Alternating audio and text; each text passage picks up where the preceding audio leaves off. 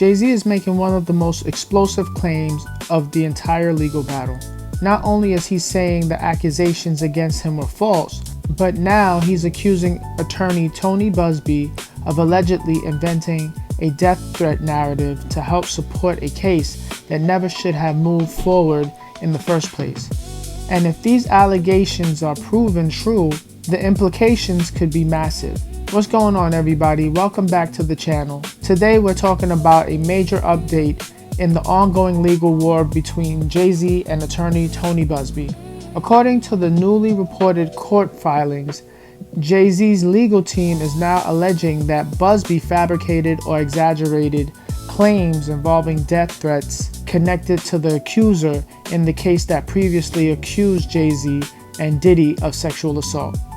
Now, before we go any further, it's important to note that these are allegations being made by Jay-Z's legal team. They have not been proven in court, and Buzbee has denied wrongdoing. To understand why this matters, we have to go back for a second. The original lawsuit accusing Jay-Z was ultimately dismissed.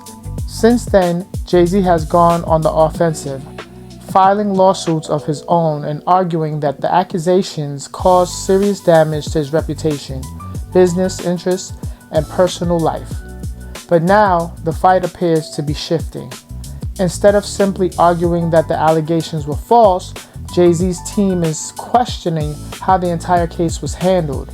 According to reports, Jay-Z's lawyers claim the death threat story was used to justify certain actions and explain inconsistencies surrounding the case. They're essentially arguing that a false narrative was created and promoted as part of a larger strategy.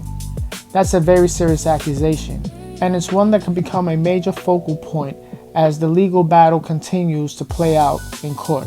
The big question now is simple. Can Jay-Z prove these allegations, or will Tony Buzbee successfully defend himself against these claims? Either way, this case appears far from over, and the next court filings could reveal even more information. Let me know what you think in the comments below. Did Jay-Z's team uncover something significant here, or is this just another chapter in a very complicated legal fight? If you enjoyed this breakdown, hit that like button, subscribe, and I'll see you next time.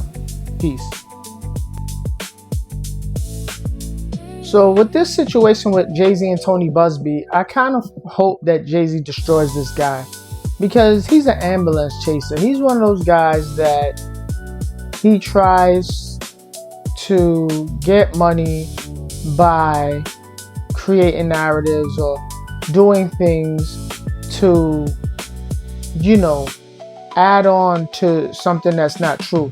Like, if you're gonna lawyer up and you're gonna do his thing, you do your thing, have ethical tactics. Like, he went out there and did like a whole smear campaign, tried to turn this into an Epstein situation by trying to make it seem like Jay-Z and Puff had something to do with this. This was like a big, he said he had over 100 witnesses and this was some big old, conspiracy or whatever. And then he shot himself in the foot. I don't even think he was aware of it, but the girl who he claims was raped and she was 16 or whatever, went and did an interview on the news and said some things that made her story have super duper holes. And Jay-Z was able to, shut him down. And Jay-Z got great lawyers, you know what I mean? So there's that. But the nerve of this guy, he did a whole press conference, had all these women, behind him, and this whole thing like he was going to take Jay-Z down. And, it's already hard enough being a black man that's successful and all that. But then to try to bring him down with another black man, and he had nothing to do with this black man's behavior. You know what I mean? Yeah, I hope he take this man out. And he from Texas. To me, it's given, racism. It's given something. You should have never played with this dude in that way. You know what I mean? Not saying that, it couldn't have been the case with Jay-Z, but you need more proof. You need more solid foundation as opposed to what was going on. Like, a lot of these lawyers, when the Diddy thing was going on, they were just coming out just making allegations. bringing witnesses and people who probably never even met Puff or never met Jay-Z. But then they was just making a claim thinking that these guys was going to settle out of court in order to make this go away. Because that's what some of these lawyers do. They'll do some kind of false narrative, put all this craziness out there. Because, you know, normally if you're making a claim, you keep it in the courts and you have closed door conversations. But lately, these lawyers have been like retaliating in a way where, or not even retaliating, but operating in a way where they just go straight to the news and do a smear campaign. And because you are who you are, you like, yo, I need this to go away because this is messing up my business dealings. You know what I mean?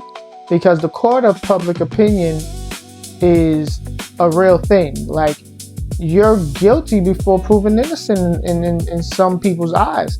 So that's what he was trying to do. He was trying to get that court of public opinion to pressure Jay-Z to paying out to make the shit go away. And I'm glad Jay-Z didn't do that. And I'm glad Jay-Z went on the offense and, you know what I mean, actually defense and, you know, start putting belt to ass, you know what I mean? Because this dude, you know, he has a reputation of being untouchable and, you know, having, you know, a high, you know, winning rate. But if it's based off of tactics that are just shady, dudes like him need to get Canex, you know what I mean? So he got disbarred in New York. He can't, you know, he can't represent people in New York as a result of his, you know, tactics. And that's good. And I hope Jay-Z doubles down and really destroys him because it's unethical. You know what I mean? So this is food for thought. Y'all do the dishes. Please like, share, and subscribe to my YouTube. I am Ian Alex. And I'll definitely get back to you guys if you leave comments and suggestions as well. Later.